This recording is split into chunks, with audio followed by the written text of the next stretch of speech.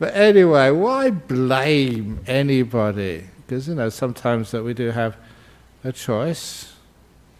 Often like people really try and blame me for all sorts of things. Ajahn Brahm, even when I first came here, many years ago, 36 years ago, sometimes you walk on the street on arms round and people will blame you. They say, why didn't you get a proper job? Well, I thought this was a proper job. Maybe they meant a job which actually paid something instead of being exploited. But I don't get paid in money, but I certainly get paid in a lot of job fulfillment.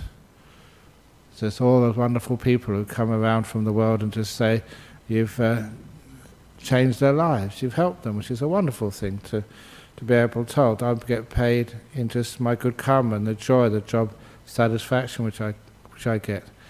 And what about your jobs? What you do? Do you get job satisfaction in your job? Sometimes we always think that we want other people to satisfy us. But I remember just this wonderful little saying from the fellow who was the CEO of the Changi Airport Group or something. And it was just a day before he was doing the grand opening of the new Terminal 4 in Singapore. And I was co-presenting at a conference with him in Singapore, and he was saying that how many people complain about work culture, but how many people go to work every day with the intention to make one person happy, make a person smile, not just expect that someone will make you smile, but that you go out of your way to help somebody else smile at work. In other words, you be, instead of blaming the culture, doing something to improve the culture. There's all sorts of amazing ways which I know that people have told me in the past how they can improve the culture in so many different places. Even in local government, in councils.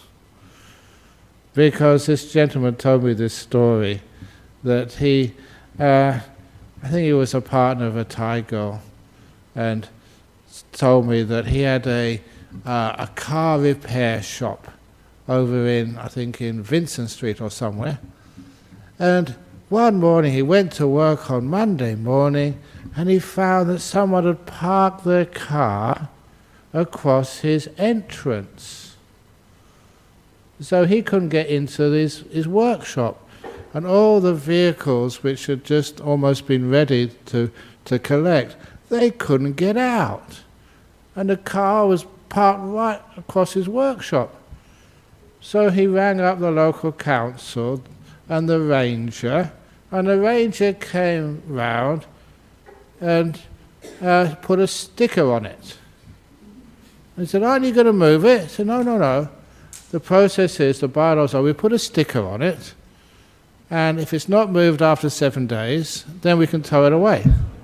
7 days, that's my work. He says, oh, that's the law, we can't move it. It's our bylaw, 7 days. So instead of complaining and blaming, this gentleman decided to do something different, to rather light a candle than complain about darkness. It's not the hole is too small, it's your arm, the hole is too deep, it's just your arm is too small. So he got his car and he drove to the council offices and he parked his car across the driveway of the councillor's car park. So none of the councillors could get in, none of them can get out.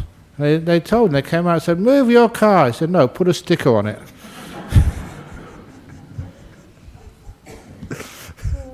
And of course, both cars were moved within about 10 or 15 minutes.